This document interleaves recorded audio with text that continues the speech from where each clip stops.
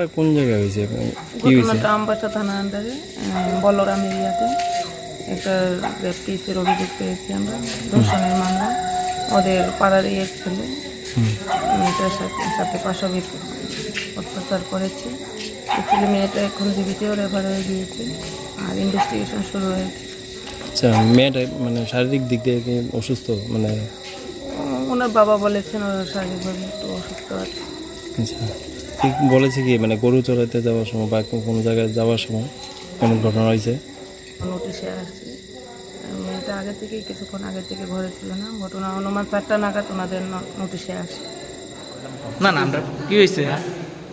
ওই তো আমি বাজার আগে করছি, মাইয়া গেছে গরু ধরো আর গরু কি থাকে দেখে টান দিয়ে লুয়ে গেছে আর কি। এরপরও জানছেন কে করছে আপনার?